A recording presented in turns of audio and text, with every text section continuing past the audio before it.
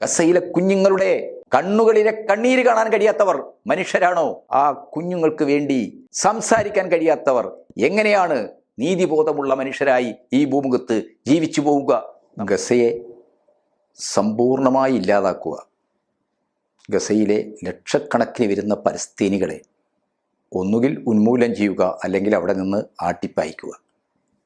ഈ ഒരു ലക്ഷ്യത്തോടെയാണ് ഇസ്രയേൽ കരയിലൂടെയും ആകാശത്തിലൂടെയും കടലിലൂടെയുമുള്ള യുദ്ധം ഗസ എന്ന് പറയുന്ന ഒരു കൊച്ചു പ്രദേശത്തിനായി ഇപ്പോൾ നടത്തിക്കൊണ്ടിരിക്കുന്നത്. കഴിഞ്ഞ 16-ാം തീയതിയാണ് കരയുദ്ധം ഭീകരമായ മാനങ്ങളിൽ ആരംഭിച്ചത്. 20,000-ഓളം സൈനികരെ വിന്യസിച്ചുകൊണ്ടാണ് നിസ്സഹായരായ നിരായുധരായ ഗസ നിവാസികൾക്ക് നേരെ ടാങ്കുകൾ ഉരുണ്ടത്. ആക്രമണത്തിൻ്റെ ആദ്യ ഘട്ടത്തിൽ തന്നെ 70ഓളം മനുഷ്യരാണ് കൊല്ലപ്പെട്ടത്. ഇന്നലെ ഷിത അഭയാർത്ഥി ക്യാമ്പ് ഉൾപ്പെടെയുള്ള പ്രദേശങ്ങളിൽ നടന്ന വ്യോമാക്രമണങ്ങളിൽ കൈക്കുഞ്ഞുമായി അമ്മമാർ വരെ മരിച്ചു വീഴുന്ന അവസ്ഥയാണ്. നിസ്സഹായർ, നിരപരാധികൾ, നിരായുധർ ആയ ജനങ്ങളെ ഇസ്രയേൽ നിഷ്ഠൂരമായി നിഷ്കരുണമായി കൊല ചെയ്യുകയാണ്. കണ്ണും കാതുമില്ലാത്ത ക്രൂരതയാണ് അമേരിക്കൻ പിന്തുണയോടെ ഇസ്രയേൽ എന്ന് പറയുന്ന സയനിസ്റ്റ് ഭീകരരാഷ്ട്രം, അതിൻ്റെ അതിനായകനായ നെതന്യാഹു പലസ്തീൻ ജനതയ്ക്കെതിരെ, ഗസ നിവാസികൾക്കെതിരായിട്ട് അഴിച്ചുവിട്ടിരിക്കുന്നത്.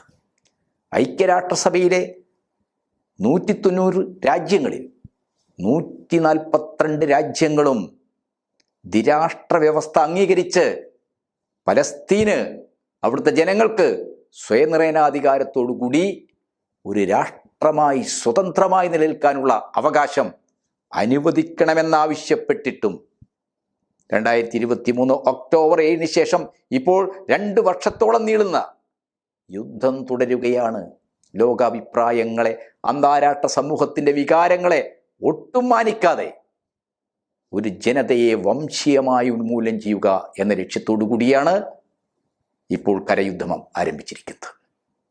ഇസ്രയേൽ പ്രതിരോധ മന്ത്രി മിസ്റ്റർ കാറ്റ്സ് അദ്ദേഹത്തിൻ്റെ എക്സിൽ കുറിച്ചത് ഗസ കത്തിയിരിക്കുന്നു എന്നാണ്.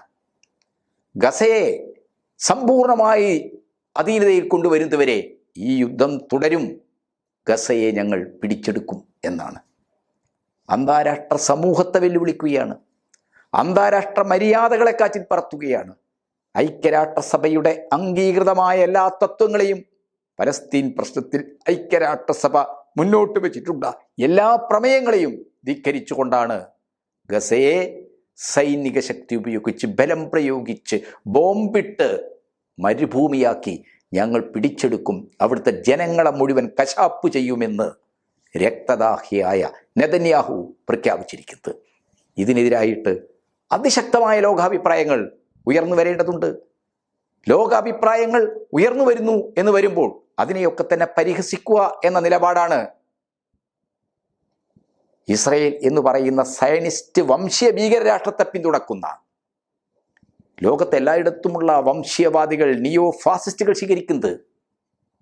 അതിൻ്റെ ഭാഗമായിട്ടാണ് ഇവിടെ ഗസയിലെ കുഞ്ഞുങ്ങളെ, ഭക്ഷണത്തിന് വേണ്ടി പാത്രവുമായി കൈനീട്ടി നിൽക്കുന്ന കുഞ്ഞുങ്ങളെ ഓർക്കുമ്പോൾ എനിക്കെങ്ങനെ ഭക്ഷണം തൊണ്ടയിൽ ഇറങ്ങുമെന്ന് ചോദിച്ച 98 വയസ്സുള്ള മലയാളിയുടെ മാതൃത്വത്തിൻ്റെ പ്രതീകമായ എഴുത്തുകാരി, ദൈക്ഷണികയായിട്ടുള്ള ലീലാവതി ടീച്ചർ, ആ ലീലാവതി ടീച്ചറെ സാമൂഹ്യ മാധ്യമങ്ങളിലൂടെ സംഘപരിവാറിൻ്റെ, ഹിന്ദുത്വവാദികളുടെ, സൈബർ തീവ്രവാദികൾ അത്യന്തം നീചമായ ഭാഷയിൽ അധിക്ഷേപിക്കുന്നതാണ് നമ്മൾ കണ്ടത്.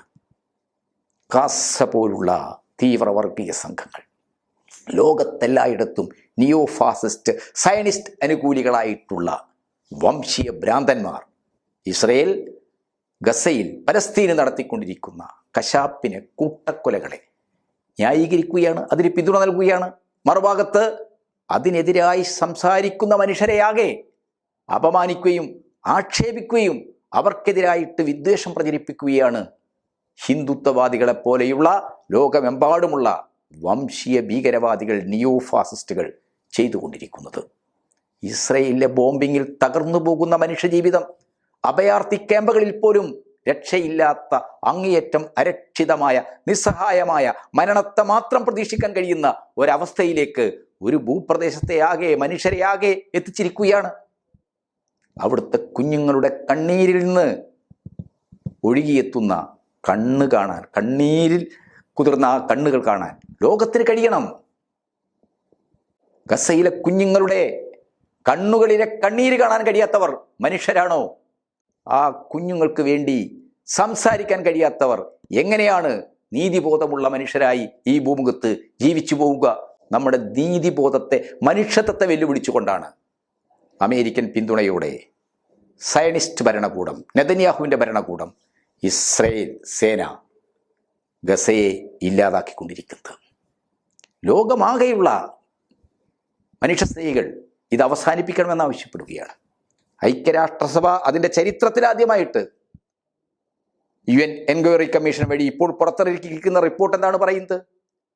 നവീ പിള്ളയാണ് ആ എൻക്വയറി കമ്മീഷൻ്റെ ചീഫ്. ഇപ്പോൾ പുറത്തു വന്നിരിക്കുന്ന റിപ്പോർട്ട് വന്നിരിക്കുന്നത് കടുത്ത വംശഹത്യയാണ് ഗസയിൽ നടക്കുന്നത് എന്നാണ്.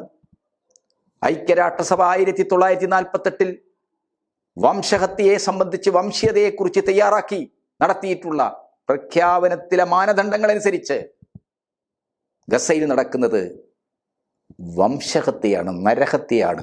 ഒരു പ്രത്യേക വിഭാഗത്തെ, ഒരു പ്രദേശത്തെ, ഒരു മതത്തെ അടിസ്ഥാനമാക്കി ഒരു ജനതയാകെ നശിപ്പിക്കുന്ന, ഭൂമുഖത്തില്ലാതാക്കുന്ന കടുത്ത ഹിംസയെയാണ് വംശഹത്യ, ജിനോസൈഡ് എന്ന് പറയുന്നത്. ആദ്യമായിട്ടാണ് UN അതിൻ്റെ എൻക്വയറി കമ്മീഷൻ റിപ്പോർട്ടിലൂടെ പലസ്തീനിൽ, ഗസയിൽ നടക്കുന്നത് വംശഹത്യയാണെന്ന് പറഞ്ഞിരിക്കുന്നത്. കുഞ്ഞുങ്ങളെയാണ് ലക്ഷ്യം വെക്കുന്നത്. ഒരു ജനതയുടെ ഭാവി തലമുറകളെ സമ്പൂർണ്ണമായി ഇല്ലാതാക്കുക, ജനനം തടയുക, സ്ത്രീകളെയും കുഞ്ഞുങ്ങളെയും കൊന്നുകളയുക, ഇതാണ് ഗസയിൽ നടക്കുന്നത്. ഇതാണ് വംശഹത്യ എന്ന് പറയുന്നത്. അപ്പോൾ അന്താരാഷ്ട്ര നിയമങ്ങൾക്ക് എല്ലാം വെല്ലുവിളി ഉയർത്തിക്കൊണ്ടാണ് നെതന്യാഹു ഇത് ചെയ്യുന്നത്.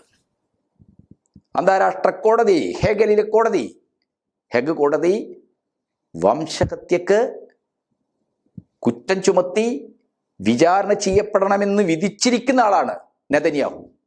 ആ വംശഹത്യാ കുറ്റവാളി നേതൃത്വം കൊടുക്കുന്ന ഭരണകൂടമാണ് ഇസ്രയേൽ ഭരണകൂടം. ആ ഭരണകൂടമാണ് ഇന്ന് ഗസയെ സമ്പൂർണ്ണമായി ഇല്ലാതാക്കാനുള്ള യുദ്ധം നടത്തുന്നത്. എന്താണ് ലോകത്തോട് നെതന്യാഹു പറയുന്ന ന്യായം?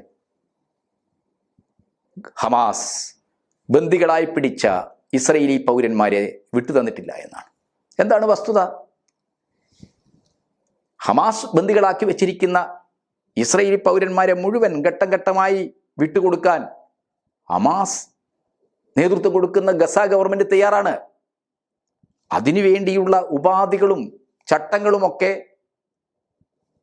ബന്ദികളെ മോചിപ്പിക്കുന്നതുമായി ബന്ധപ്പെട്ട് ദോഹയിൽ, ഖത്തറിലെ ദോഹയിൽ നടക്കുന്ന ചർച്ചകൾക്കിടയിലാണ് ദോഹയിൽ ഇസ്രയേൽ ബോംബാക്രമണം നടത്തിയത്. ഇത് അന്താരാഷ്ട്ര മര്യാദകളോട്, ഉഭയകക്ഷി ചർച്ചകളോട്, അന്താരാഷ്ട്ര തത്വങ്ങളോടുള്ള കടുത്ത വെല്ലുവിളിയാണ്. ഖത്തറിൽ ബോംബിട്ടത് എന്തിനു വേണ്ടിയിട്ടാണ്? ബന്ദികളെ മോചിപ്പിക്കാനുള്ള ചർച്ച നടക്കുമ്പോഴാണ് ഹമാസ് ലീഡർഷിപ്പുള്ള ഒരു കേന്ദ്രം ലക്ഷ്യമിട്ട് ബോംബിംഗ് നടത്തിയത്. ഇതെല്ലാം ഏതു തരത്തിലാണ് ന്യായീകരിക്കാനാവുക? ഇതെല്ലാം രാജ്യങ്ങൾ തമ്മിലുള്ള ബന്ധങ്ങളെ, ലോകനീതിയെ നിർണ്ണയിക്കുന്ന ഏത് ചാർട്ടർ അനുസരിച്ച്, ഏത് തത്വങ്ങളനുസരിച്ച് നീതീകരിക്കാനാവും? അപ്പോൾ കടുത്ത കുറ്റവാളി, എല്ലാ നിയമങ്ങളെയും ചട്ടങ്ങളെയും വെല്ലുവിളിക്കുന്ന, നിയമാതീതമായി മനുഷ്യത്വത്തിന് നേരെ കടന്നുകയറ്റം നടത്തുന്ന ഒരു ഭീകരരാഷ്ട്രമാണ് ഇസ്രയേൽ. ആ ഇസ്രയേലിൻ്റെ ന്യായങ്ങൾ എങ്ങനെ ലോകത്തിന് വിശ്വസിക്കാനാവും? ഇപ്പോൾ കരയാക്രമണവും വ്യോമാക്രമണവും ശക്തിപ്പെടുത്തിക്കൊണ്ട് പറയുന്നത് ഗസയിൽ 3000-ഓളം വരുന്ന ഹമാസ് ഭീകരർ ഒളിച്ചിരിക്കുന്നുണ്ട്. അവരെ കണ്ടെത്താനും നശിപ്പിക്കാനുമാണ് ഞങ്ങൾ കരയാക്രമണവും വ്യോമാക്രമണവും നടത്തിക്കൊണ്ടിരിക്കുന്നത്. എന്താണ്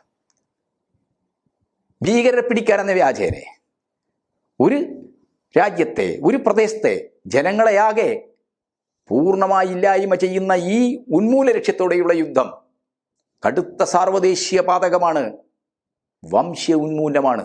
അതിനെതിരായിട്ട് അതിശക്തമായ പ്രതിഷേധം ഉയർന്നു വരേണ്ടതുണ്ട്.